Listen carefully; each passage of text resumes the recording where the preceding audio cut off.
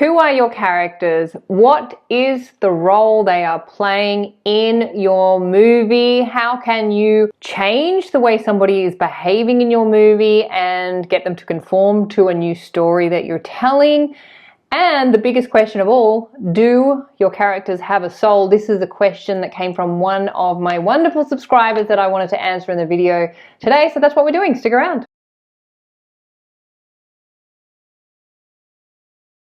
My name is Hedley Derenzie and I am a qualified life coach specializing in the amazing teachings of the law of assumption. So if you would like support with implementing these incredible teachings into your reality and stepping into that starring role of your life movie, I am available for one-to-one law of assumption coaching where we will look at the stories you're telling and then we'll work out if we can tell a better one. And I also have a free 21-day set yourself up with the ultimate self-concept course, which is the ultimate story that you want to be telling. You'll find those details in the box below this video or at my website, youaretheone.com.au. But for now, let's get into it. Okay, Rebecca, I wanted to apologize for taking so long to get back to you with this video, but Rebecca reached out with a question that I'm going to read out and then answer in this video. Thank you, Rebecca. The question is, please, can you do a video on characters in our movie? Yes, I can. What I get so confused about is, do they have souls? If they are us pushed out and reflecting back what I am thinking, are they real people? Thanks, Hedley. You explain everything so well. That's just a nice compliment. Thank you so much, Rebecca. So yes, let's get into this. The characters in your movie. Let's go back to the beginning and the basics, which is always a good place to start. So your reality that you are experiencing with your five senses, it appears solid, it appears real, it appears that it is happening outside of you and there is distance between you and it. And that is the ultimate setup, because what is appearing real is actually a reflection. And what is real is that thing that we assume to be unreal, to be unfixed, to be not solid, which is consciousness. So everything's back to front, upside down. That is the way it had to be. Otherwise, you would just come into this experience knowing that you are consciousness in human form. You can be, do, and have anything you want. And where's the adventure in that? We had to have a setup to awaken from, and the setup is everything is back to front and upside down. We are literally living in a topsy-turvy world where what appears real is actually a reflection, and what appears unreal is actually what is true and fixed and solid.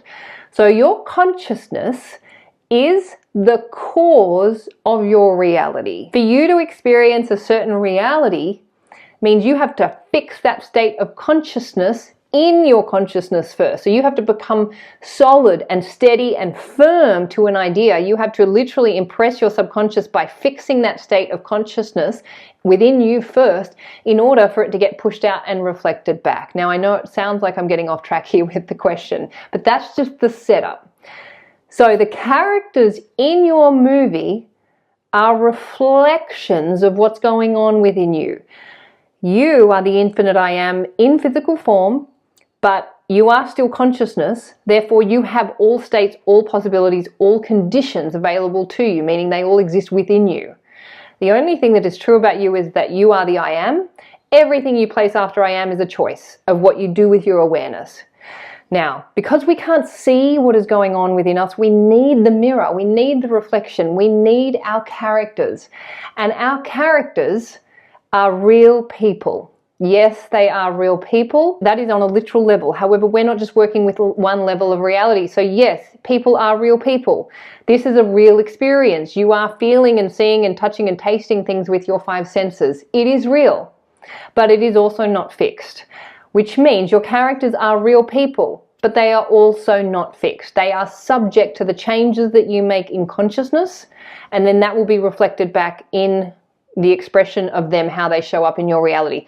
Think of it this way. Let's say you take a person and there's 10 other people who know the same person. Those 10 people are going to have their own unique experience of that same person. So you can meet that person and you will have a very different experience to the next person. They'll have their own experience of that person. So who's the one in control of that? It's not the person. The person is just showing up as they are. It's the one who has the assumptions of the person. Those assumptions will govern how that person shows up in their reality. Your assumptions will govern how that person shows up in your reality. So you are the infinite I am of your reality. So if a character enters your reality, you can only see reality from your perspective. So you are the I am of your reality. You cannot, even if you tried to try and go, well, what's going on for them? You can't know, because what's going on for them is what you assume is going on for them, and then that will be what's going on for them, because you are the one who is causing your reality. You have to get into the mindset of being the cause of your reality, of being the infinite I am, and that everyone in your reality who is reflecting you back is subject to the assumptions you are holding of them. The person in your reality is second or third person, meaning you are I am, so I am. You are second person. They are he, she is third person. However, this is where it gets tricky, because even though there is second and third person, there is only I am. So you are the I am of your reality, and you are looking outside of yourself to them, but they are an expression of I am in their reality. So they are actually the I am, even though you're experiencing them as second or third person, they are still the I am. I am that I am. I am that I am. I am that I am. This is how far it goes. There are layers to reality. There are layers to awareness. And when you become aware of one layer of reality, there's another layer of reality. And of course, this is the never-ending, infinite layers of reality. This doesn't stop. We keep expanding ourselves until we have seen everything and experienced everything from every perspective, and we've played all the roles, we've played all the parts, we've had all the experiences, so there's no more reason for us to incarnate. But of course, until that happens, we are going to be playing all the characters, which is why you never want to judge somebody in your reality, because you are judging yourself. You're judging a reflection of you. They are reflecting back what is within you. In terms of this term, they are you pushed out, it's metaphorical. They are characteristics that exist within you that you can't see.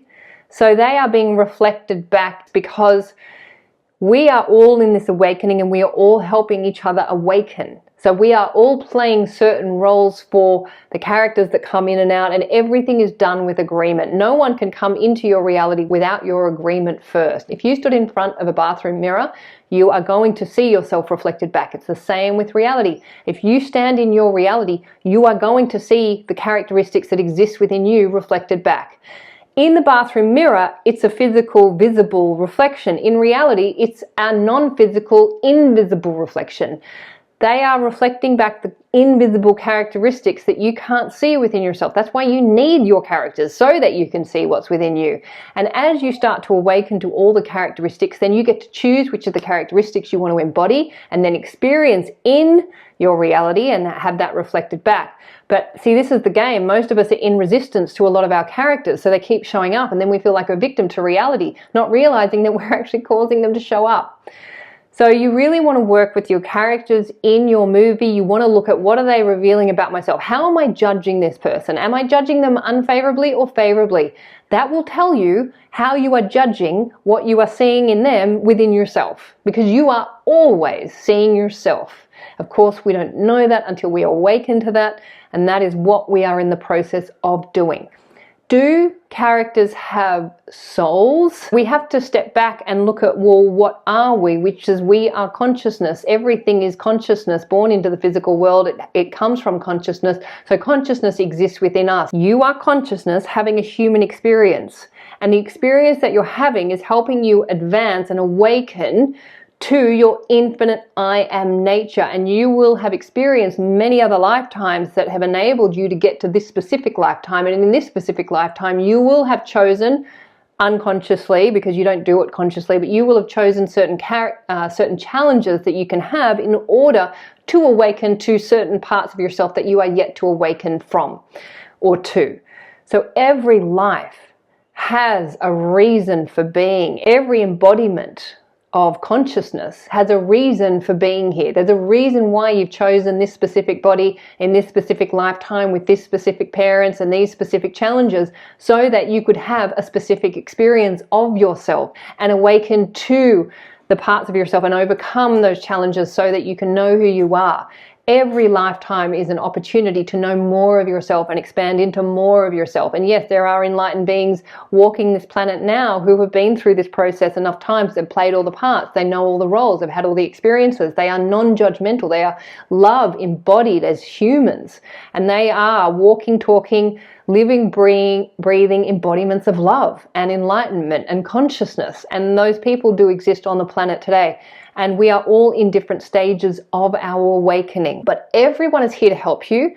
They are helping you directly. They are also helping you indirectly. Directly means they are helping you in favorable ways. Indirectly means they are helping you in unfavorable ways. The characters that you have the most trouble with, they are your greatest teachers. They are showing you the deepest, darkest parts of yourself that you just do not want to acknowledge, that you have pushed so far aside that you're like, that's not me. And then this character shows up in your reality, and they are playing the role to help you awaken to the fact that, yeah, this characteristic does exist within you. It doesn't mean that that's who you are or that's who you're going to choose to be, but as long as you're in resistance to it, they are going to show up. You have to bring everything in and see that every possible condition and characteristic exists within you. You are the whole smorgasbord. You are the buffet of characters. You are the buffet of characteristics. It all exists within you. And once you've owned all of the light and the dark and all of the possible states of the I am, then you get to choose from a conscious place of neutrality who you are going to be in this lifetime. You are not bound to the story that you inherited from your caregivers or the experiences of your past. That was the setup. You had to have something to awaken from. So you created and chose that, not consciously. You didn't do that consciously, meaning you didn't go, yeah, cool, I want to be sexually assaulted, I want to be abused. You did not do that. But those situations and traumas are there so that you can come out of the victim story and realize that you are the creator and the cause of reality. You cannot do that if you are not first a victim. Everyone in this experience of life is a victim first. We have all experienced challenges and trials and traumas, and for many of them, people will stay in that story for their entire lives, not realizing that that was just something that was there so that they could wake up from and realize that they are actually the cause of their reality.